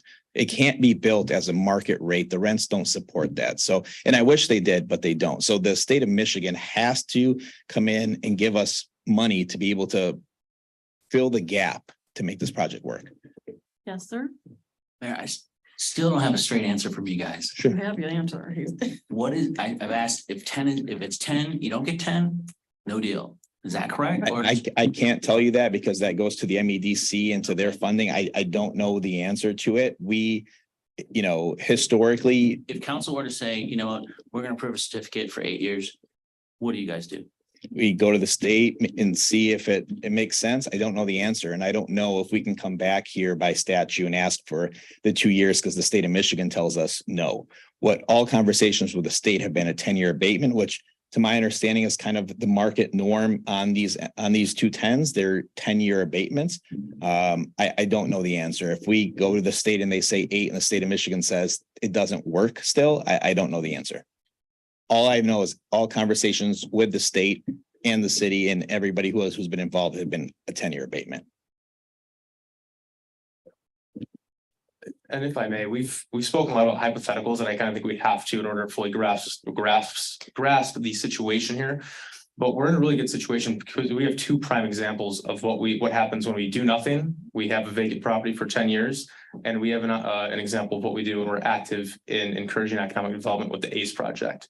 That project turned into a strip mall that had an oddly shaped parking lot, weird frontage along 14 Mile, and with the support of the council at the time, to give a 10-year PA 210, we know a fantastic building that is going to have 4 or 5 small businesses on the front floor facing 14 Mile and residents above it to support it. And this is exactly what they're trying to do here. And the 2 examples that we have, are what we should be considering of what we do when we're proactive, and then when we sit around and do nothing. I don't think anyone's trying to do nothing. I think we're trying to ensure that Clawson is well represented, that Clawson, the community, that your funding into this community helps your job. It makes taking care of blight and other properties a lot easier because we can afford to hire people. It makes ensuring our roads are taken care of and sewers are taken care of. And I don't think this is a small thing. I don't think it's a small ask. Personally. Do you have any more examples where we used 10 years other than Burger King? Or Any other examples of, I'm sorry, what? Or gave an abatement for 10 years? The first time we've given a PA 210 to my knowledge was first and only time was for the ACE project. Yeah, and that was again for the 10-year. Yeah. All right, well, this is a classic debate that goes back and forth in communities all the time, is how many tax benefits do we give a business to come and invest? This is not a new debate. This type of debate has gone on for many, many years in many, many communities. I think the key is conceptually, I agree with it. I think we just need to quantify the cost, make some projections. And I know it's gonna be difficult. Right now, we're in a real estate boom. So people that have rental units are making good money. 10 years ago, things were different. We were in a real estate bust. Where we'll be 10 years from now, we don't know. But we'll need some kind of a best guess of how much lost tax revenue we're gonna see over 10 years. Apparently, it's not, I'm telling you right now, the number you gave me, if their tax bill is $50,000 a year right now. Is that correct? Roughly $50,000. So they're paying $50,000 now. If we froze their taxes next year, let's suppose we just let it sit and that property somehow appreciates, goes to 55. Ooh, we lost 5,000. I can run the numbers. It's nothing close to 85,000 or $850,000. We need some projection to quantify that. So our citizens and the council knows there's going to be some level of lost tax revenue. But at the end of the 10 years, as they say, it's bonanza time, because now you're going to have property whose assessment is going to run right up. And we're not assessing an empty building now, we're talking a significant investment. But again, there's a time factor too. I think Mr. Raker's made a good point. We do have some immediate needs that we have to meet. So we need to know just how much tax revenue loss pain are we going to see over these 10 years? Can you, one moment, please. Can we do that? It's an estimate. I was working with the county to try and provide something for this meeting, and they're not able to based on the lack of construction details at this time, because they're just in the process of getting the abatement. So Okay, the so, answer is no. but they will get it to us. Can they still provide us that? Some kind of projection? Or can we do it ourselves? I mean, we pay Oakland County for the assessing, and that's not my background. So, But So, if I may. Ask the question first. yeah, go let Mr. I'm the chair. I'll decide. Mr. Raker. Okay, that being said, as far as, is it imminent, you need a decision from this body tonight? Or can it wait to the next meeting? The I'm at- deadline to yeah. submit to the state tax commission is October 31st, but they want it roughly a week or two before. But we can keep, so the answer is, Effectively, you could wait to the next meeting to vote on it. so I'm trying to address everyone's needs here, every council member, the mayor, and the concerns of the residents. I mean, because I'm gonna be the one that's gonna have to try and champion getting a special millage over the goal line. So, and I'm gonna need everyone else's support with it. So I need to be able to at least provide the best amount of information that you guys are all seeking, so that you can make the most informed decision. And if that means delaying this until next council meeting, that's something to be considered. We already have a motion on the floor, so. I still have a question. Sure. You may ask your question. No, Thanks. I thought we still had the public hearing was reopened. She reopened it during the. I did. motion. Nick, Yes, still- 50,000 what PNC paid. They uncapped the property and then they pay whatever the uncap was. Yeah, so that we're gonna get a huge kick right away. It's based on the previous year, so no. It's so They're projecting they project 75, right? You projected to be paying 75. Somewhere in that range, we don't have. Right, I know until it's not uncapped. exact, projected, right? You Yeah, projected until- 75. After it's uncapped, they Yes. 50. But we keep saying 50 a year. It's gonna be somewhat higher. So this is the issue. I think there's just so many speculations here right now that it doesn't lend for sound decision making. So if you can wait, I know we have a motion. If you can wait for 2 weeks, I think providing a little more information would give us all a lot more confidence to be able to support your project. I don't know if we'll have any more information in 2 weeks from the county or from the state. It's not reassessed in that time frame. I can't promise you any more information in 2 weeks from now. As far as, if I may, all right. Sure. As far as an 8-year consideration, you said you need We have to. to talk to the state. Yeah. Again, I can't promise you 2 weeks for the state of Michigan either. I can Understood. request tomorrow morning. I don't know when they can get back to me. Okay, any other public comment? Closing public comment for the second, third time. We have a motion on the table. Our motion is, To approve this. If the proposal is presented. Or if anyone wanted to make a substitute There's a motion. second, yeah, there's a second. So is there any more dialogue? I've been real quiet over here. I know you've been quiet, yes. So I did research at PA 210 and I didn't find anything except for 10 years. You know how I like to research. That's why I have lots of sticky notes up here. So at the end of the day, our decision point is if it's 52 or 83, is it going to really matter? I think this is a good investment, right? So we're splitting hairs here, I think, on the cost. And I understand that the property owners, but that's apples to orange in comparison.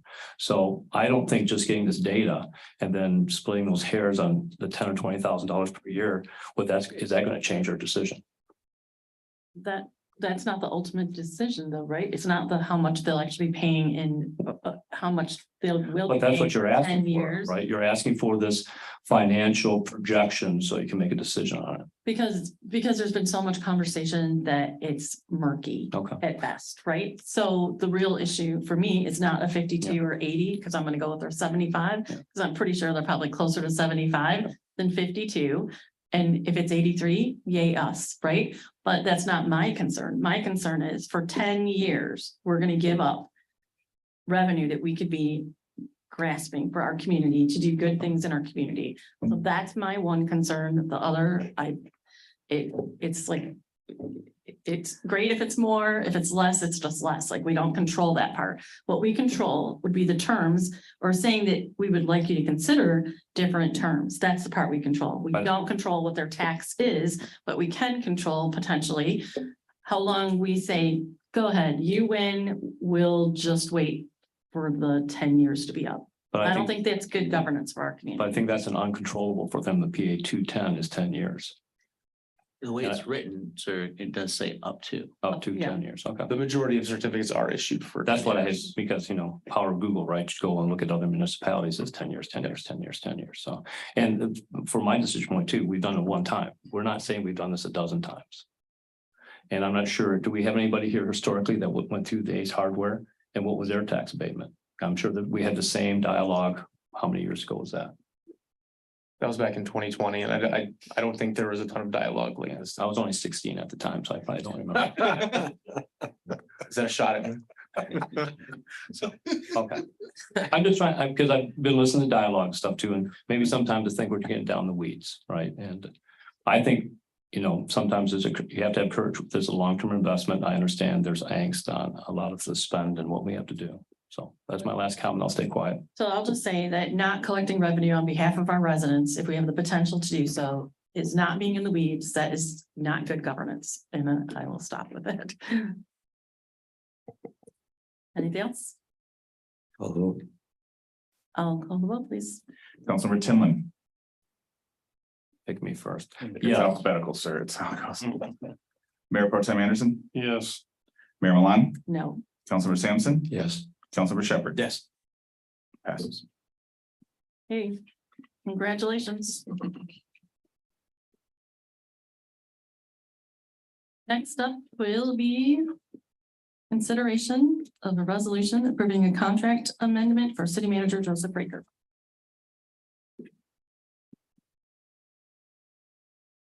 Madam Mayor, I move the amendment of the city manager's contract be approved as presented. Support. Any comments? Questions? Does anyone want to give a, The comment that happened to the city manager, what benefit to the city of Clausen is this? I can't hear you. What benefit is this to the city of Clausen right now? We have a good contract. What the benefit is commitment. That's what that is. Currently, most of your personnel, professional personnel, individual contracts are 5 years. Shortly, you'll have tentative agreements from the 3 unions for 5 years.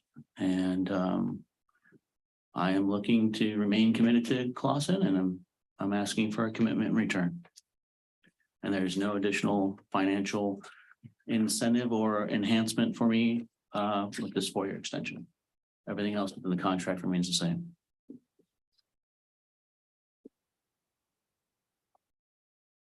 Would we be willing to negotiate the entire contract?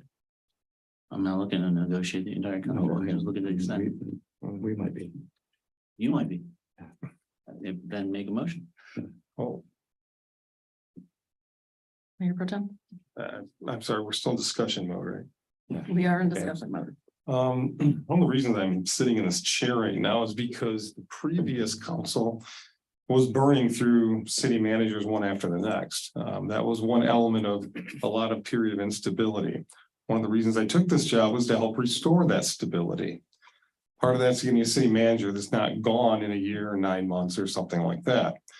And I have to admit, I was very concerned when it came time to hiring a city manager, because I asked myself the question, what field of candidates are we going to get?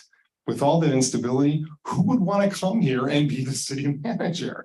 So I was greatly concerned over the quality of the candidates that may be presented. Lo and behold, we actually got a pretty good field of candidates. I was pleasantly surprised. And I was quite pleasantly surprised that I liked Mr. Rager's interview, and I voted to make him the city manager. Next question is, how did he perform the last year and a half? By and large, I think he's done well. And based on the last review, I would say you've got about an 80% approval rate. So with that, I think it justifies extending the contract. To me, 3 years is like a trial period. We've already gone through 18 months. I think I'm happy with your performance. And we also, as a benefit to the city, it sends a message to our citizens that, hey, guess what? We're not just going to fire a city manager every time there's a new city council, or we're not going to fire a city manager just because council doesn't like him. I think what we're doing, we're sending a message saying we're going to have a stable management, and 7 years, I think, is a good solid number. Thank you. Councilmember Tinley? Yeah, and you know, just I wanted to address some of the comments I heard during public speaking that you know, was it sound science if not? And I think showing and extending the contract a little bit longer period, because 5 years is the standard for city appointed employees, that we're getting a stable government, and that stable government can set the climate to allow our processes to mature to keep employees retained. And also, there were some revisions to the contract as well, that were, you know, the old contract had descending order of what I call the poison pill. If we decide to terminate the manager with no cause, that's 1 year severance. So I call that the poison pill. That stops bad behavior of our city councils to firing without cause. And now we also have a program where we can assess formally the manager, which I think is more fair. So I think extending it and having a stable government is what we can get back to our city. So I do support the extension. Councilmember Shelton. I'll echo those. The other thing too, regarding stability, that's one thing also that I wanted to see when I came on to city council. The revolving door that we had, for instance, 2018, I wanted to see an end to that. But it's not just stability, it's momentum. What I've been seeing through momentum as far as new projects, communication, and just an overall ability to understand quickly what our community is, what it represents to our citizens, and making sure that we're sticking to the tenets of what we value most as a community. And I appreciate that. And again, I had high regards and high marks for your last review, and I agree with this extension. The only thing that worries me, councils are always blamed for changing just before this council could be the same, or it could be totally different in a month. I make a motion, we table it until the November 15th meeting. I don't think there's a city council. I don't think there's a council in Clawson that would ever do something like that just before and or after an election. That doesn't speak well of behavior. I don't think that would happen here, but I do think that So I say, I motion that we table it until. There's a motion on the floor. there is a motion on the floor. Amending it to table it until after November 15th, after the organizational meeting. And that way the new council can do whatever they want. And it'll be, they live with their decision. That And is, it's only a month. that's an idea, but the new council, should there be a drastically different council, will still have the authority to do what they want after that date. And nothing will change from what it is today. And I would like to say that I support Mr. Raker and the momentum that he has as well. I think he's built some very strong bridges in our community. He and I spoke briefly about this. I thought 4 years was a lot, but when all of the other council members said 4 years, I would have said 3 just because I like 3. When they all conferred 4 and they have such confidence in him and he's willing to take on the tasks that we need to take on, having to do with our infrastructure and stuff, we need to ensure that we have someone in place. Now, his contract doesn't mean he's here forever, always, for any reason. It's a contract, right? There are ins and outs for everybody. But I think this community deserves stability. I think we are finally getting there. And I think it would behoove us to support someone who's working well with the people who are out there doing our jobs for us. And I support this as well. So I don't know if anyone has anything else to say. If not, we can call for the vote. So there was no second. Oh, we didn't have a second? The amendment I think didn't Mr. catch the original. Yeah. The original was to The original approve second, the right. motion. And that is seconded. That's what on we're the floor. going for, That's what we're right. voting on. The original, yes. Okay. Mayor Pro Tem Anderson, Yes. Mayor Milan, Yes. Councilmember Sampson. No. Councilmember Shepherd, Yes. Councilmember Tinlin. Yes. Thank you. Congratulations, Mr. Raker. Do us proud. Thank you, Mayor. Thank you, Council. Moving along to old unfinished business. Do we have any? We'll move on to public comments for items not on the agenda. If you'd like to speak for anything that we have not yet talked about a lot tonight, you're welcome to come to the podium. Seeing no one move, we'll close public comment and open the city clerk's report. Thank you, Madam Mayor. This afternoon, the clerk's office successfully completed their public accuracy test for the November 7th election at 5 o'clock. Myself and Vince Smith witnessed the testing. Everyone went smooth and perfect, so we're all set. Absentee ballots are available for the November 7th city general election. Those who requested an absentee ballot saw them hit their mailboxes over the weekend. We do have them at the window. If anyone wants to come in and get one, you can. Every registered voter in Clawson will be receiving a postcard informing them of the 9-day early voting period. This notice is required by the state of Michigan as a provision of Proposal 22-2. This is the only time a mass mailing like this will be conducted, and moving forward, the same postcard will be included with every new registered voter's voter ID card. So I also want to let you know the Charter Commission is hosting public forums in conjunction with their regular meetings scheduled for October 10th and 24th. And they did have some people show up Saturday for their public hearing they had in the morning. So our forum. So that's all I have, Madam Mayor. Can you tell us what it costs for that postcard? I don't know. I believe the county said they're getting a grant to share the cost with it. We have no choice but to mail it. We're getting extra ones to send out that won't be bulk, as when we get new registered voters. I did not get a cost estimate yet on that though. They did not send it to me. They just sent me the proof for the postcard. When it's all said and done, will you tell us how much we paid for this early voting? Because last meeting, you didn't have any idea. I do know, I had one meeting with the county. I know that for this election, we are only on the hook for $3 an hour for the workers. They're getting a state grant to pay the rest. And $5 for the chair. So that's instead of 21 and 15. So that was a nice surprise that all the clerks got at the meeting on Monday. Okay, so thank you. Any other questions? City attorney's report, Nothing this evening, Madam Mayor. Thank you. city manager's report. Yes, ma'am. I have several things. First, I'd like to congratulate the Assistant City Manager and also the Director of Community and Economic Development for the hard work that he put in on this PA 210. This achievement is truly a feather in his cap and his growing accomplishment. So thank you very much for all your hard work on that. Chief wanted me to share with the public that tomorrow Coffee with a Cop will be happening at will be happening at the Senior Center from 8 to 10 a.m. tomorrow. For the general public's awareness, on Wednesday, October 4th, FEMA, in coordination with the Federal Communications Commission, will conduct a nationwide test of the emergency alert system. That's in regards to radios and TVs, and then also a test for wireless emergency alerts, which is your cell phone. So both tests will be scheduled to begin at approximately 2:20 p.m. Eastern Standard Time, again on Wednesday, October 4th. In last week's Friday feedback, I indicated a strong potential need for a special meeting of council to consider a contract modification with Hartwell Concrete to support a fall 2023 miscellaneous concrete program.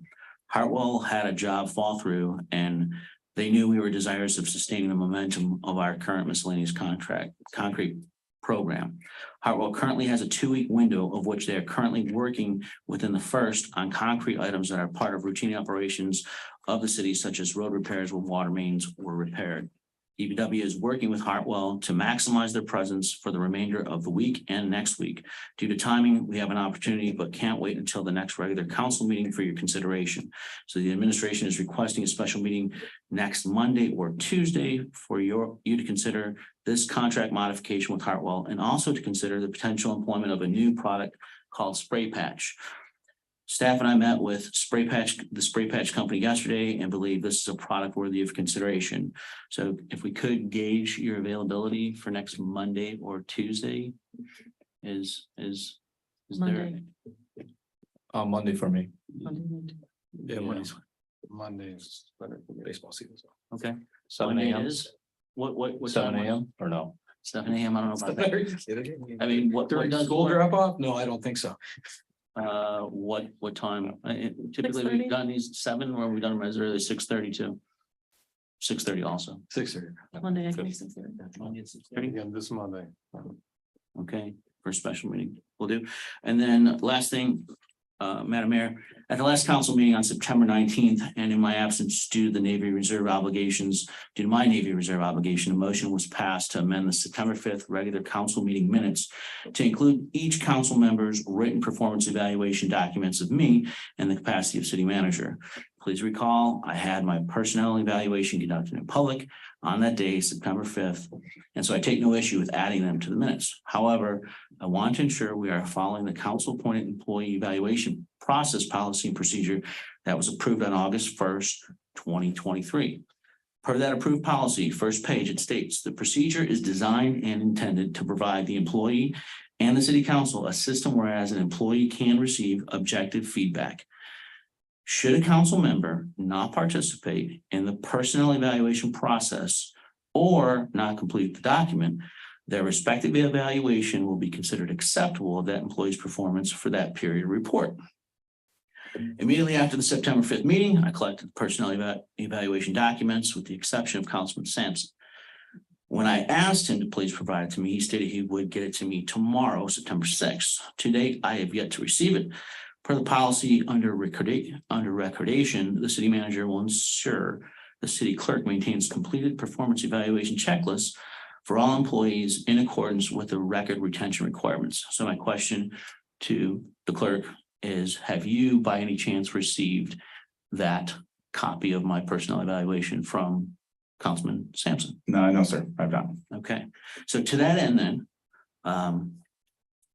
so since the evaluation checklist was not provided, I request council to amend the minutes of September 5th to include a memo for the record, which accurately demonstrates and documents what occurred per the approved city council appointed employee evaluation process.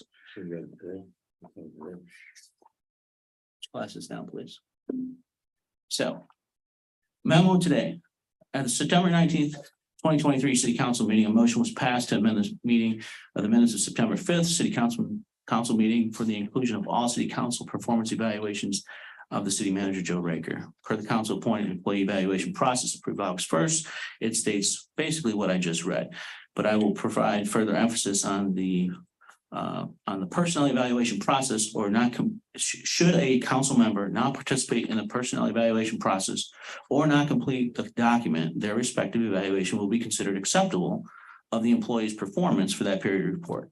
Since Councilman Sampson did not complete the document per the policy, his respective evaluation will be considered acceptable of Joe Raker as city manager for the fiscal year ending July 30th, 2023. This memo is requested to be amended to the September 5th, 2023 City Council minutes. I'd like council to consider that, please. I'll And make a any motion. questions? That's my. I'll make a motion to include this in the September 5th council minutes. Oh, he's got the minutes. Pardon me? He's got my notes. No, sir, you never provided them. I didn't send on your new email, so. When did you made this motion? When did you do that? Today. Yesterday or today? Well, that's interesting because you made the motion in the absence of the information back on September 19th. So you still didn't have the No, we information. do have it now. Before you brought this memo to us. No, sir. You did There we not go. follow the procedure per your high energy and high expectation that this would be followed and put in place, which we did, and then you elected of your own volition not to follow it. And so therefore, by the policy, you have you've made my evaluation acceptable per the policy. I was enjoying that. You got a new one. Do we need a second? We do. We do. Okay. Support. Anything else? Roll call. please. Mayor Milan, Yes. Councilmember Sampson. No. Councilmember Shepherd. No. Councilmember Tinlin, Yes. Mayor Pro Tem Anderson. Yes. I'll add that Thank to you. the rest. This memo shall be added to the supplementary business. Council minutes. You have anything else, Mr. Raven? No, ma'am. Council comments, Councilmember Sampson? Thank you. Council comments, Mayor Pro Tem Anderson. No. Thank you. Council comments, Councilmember Shepherd. No. Thank you. Council comments, Councilmember Tinlin. Just to be consistent, just one, I'd just like to thank the Clausen Manor Resident Council that had myself and Madam Mayor attend their monthly meeting on July 21st. And also Pete Steffi of the CSI management team. They're doing a wonderful job over there. We got these, two of the renovations, and their resident council is like a mini city, Clausen, a council meeting. They have different committees, they have committee on gardening, so they're doing a great job, and I look forward to visiting the community again. And really great public comment. Don't forget that. Yes, we had a very good discussion for many minutes on their needs and desires. So thank you very much for watching. And then I'd like to thank Gina and Lisa Ball for an exceptional fall festival. I already thanked our fire department for doing the fire, but that was just such I speak with someone in this town, she and I are like, we want to make Clausen Hallmark Town. It was a Hallmark Town day. It was just amazing. And thanks to everyone who came out and everyone who had a part in it. There were so many really great moments in that evening. So that's what Clausen's all about. So thank you for that. And then I guess we'll call for a motion. to- Support. Roll call, please. Sampson. Yes. Shepherd. Yes. Tinlin, Yes. Anderson, Milan. Thank you. Thank you. Oh, thank you. Did you hear us say that